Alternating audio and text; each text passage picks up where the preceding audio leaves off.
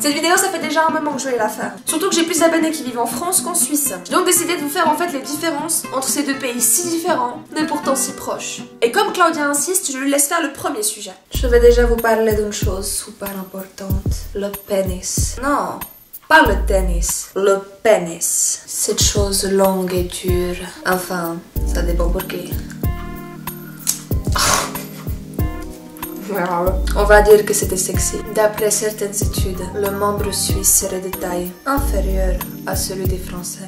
Après cette différence de taille de pénis, il paraît que les Suisses sont lents. Et j'avoue que c'est vrai. Et dis donc, j'aimerais bien mettre au clair les données des statistiques financières, hein. Déjà, comme tu prends... Oh mais ferme-la putain.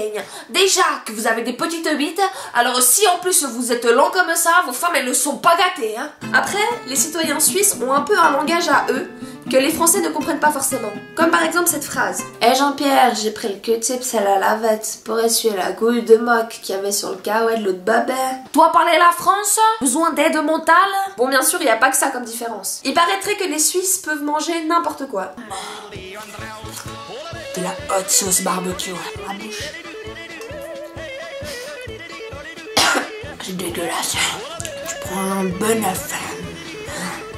Tu vas s'en venir. Tu le bouffes. Oh.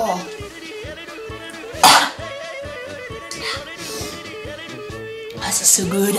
Ceci est un porte-banane cochon. Par contre, les Français adorent critiquer. Adore critiquer. Oh putain, la pute. Elle ne pourrait pas se refaire la face pour pas ressembler à Chucky. Sinon, il paraîtrait que tous les Suisses sont riches. Dans ce cas-là, je suis la seule exception. Mais par contre, je me suis ruinée pour venir finalement à la Japan Expo. J'y vais du 6 au 7 juillet. Et j'y resterai jusqu'au 9. Et pour cette occasion, bah, vous me verrez avec une pancarte Free Hugs et avec des petites cartes que je distribuerai. Ça serait l'occasion de sentir votre corps contre le mien. Mais bon, revenons au sujet. J'ai aussi remarqué un truc de fou, un truc de malade. En fait, je voulais juste faire une statistique pour savoir si t'arriverais en fait à dire le mot pingouin sans accent. Penguin? Non, pingouin. Penguin. Cette phrase très significative est très souvent celle d'une personne qui a une envie fulgurante d'aller chier, ou tout simplement celle d'une personne qui a envie de renier son accent. Je sais pas pourquoi c'est si proche d'ailleurs. Si tu aimes ton pays ou si tout simplement tu aimes cette vidéo, clique sur j'aime. Tu peux aussi partager, ça me ferait tellement plaisir. Et tu peux aussi t'abonner pour voir plein de mes folles aventures.